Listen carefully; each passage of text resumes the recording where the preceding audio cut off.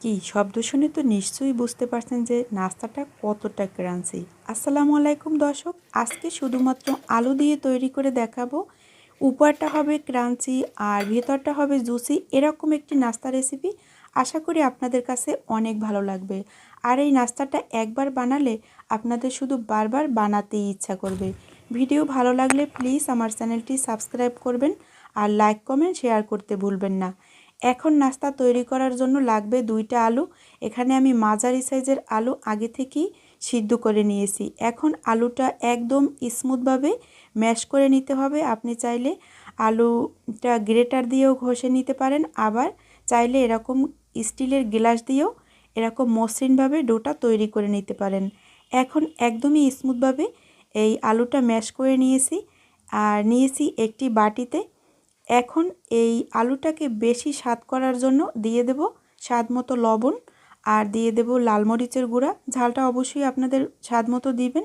আর দিয়ে দেব হাফ চামচ পরিমাণে চাট মশলার গুঁড়া। আপনাদের হাতের কাছে চাট মশলার গুঁড়া না থাকলে সেক্ষেত্রে কিন্তু চাইলে এখানে আপনারা 1 প্যাকেট ম্যাগি যে মশলাটা থাকে ওটাও দিতে পারবেন।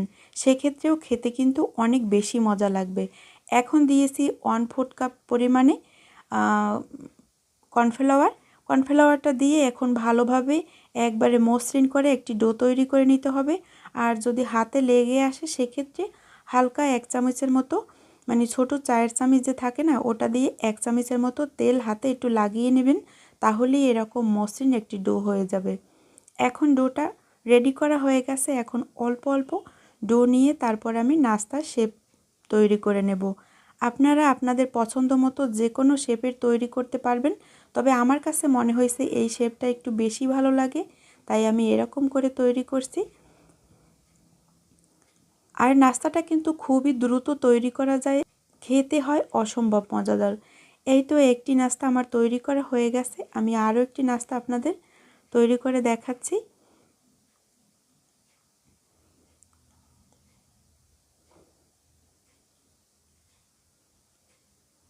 এরকম বিভিন্ন রকমের নাস্তা রেসিপি আমার চ্যানেলে দেয়া আছে, চাইলে আমার চ্যানেলটি ঘুরে আসতে পারেন। আশা করি আপনাদের কাছে অনেক ভালো লাগবে।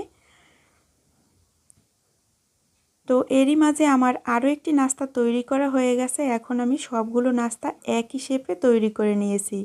এখন নাস্তাগুলো ভাজার জন্য এইদিকে একটি ফ্রাই প্যানে কিছুটা পরিমাণে আমি তেল নিয়েছি। আর তেলটা যখন কুসুম গরম অবস্থায় থাকবে তখনই কিন্তু নাস্তাগুলো দিয়ে দিতে হবে। নাস্তাগুলো দেওয়ার পরে কিন্তু প্রথম দিকে চুলার আঁচ একদমই বাড়ানো যাবে না, মিডিয়াম টু লো আছে এরকম 2-3 মিনিট থাকার পরে তারপরে চুলার আঁচ বাড়িয়ে দেব।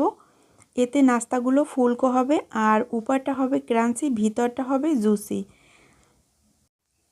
এখন নাস্তা হালকা একটু নেড়ে দেব। আর এই অবস্থায় কিন্তু খুবই নরম থাকে, বেশি নাড়াচাড়া দেয়া যাবে না। এরপরে চুলার আঁচ বাড়িয়ে তারপরে এখন নাস্তাগুলো একটু উল্টে পাল্টে দেব।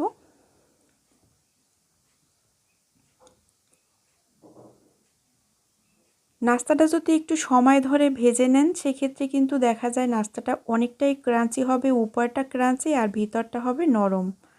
আর টমেটো সসের সাথে এটা খেতে কিন্তু ভীষণ মজার হয়। এখন এটাকে আরেকটু লাল করে ভেজে নেব।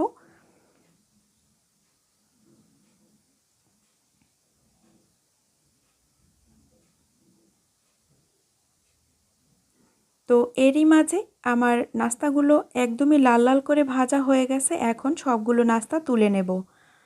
আর এরকমই সব ধরনের নাস্তা আমার চ্যানেলে দেয়া আছে। আর আমি যেই নাস্তাগুলো তৈরি করি সবগুলোই একদমই ক্রাঞ্চি করে। তো চাইলে আমার চ্যানেলটি চেক করে নিতে পারেন। আশা করি আপনাদের কাছে অনেক নাস্তাই ভালো লাগবে। তো এই তো এরই মাঝে ভাজা হয়ে গেল নাস্তাগুলো।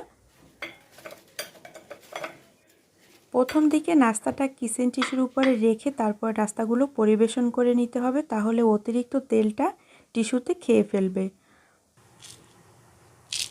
কতটা ক্রাঞ্চি শব্দ শুনে তো নিশ্চয়ই বুঝতে পারছেন।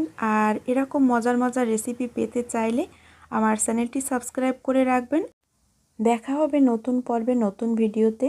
ততক্ষণ সবাই ভালো থাকবেন, নিরাপদে থাকবেন। আল্লাহ হাফেজ।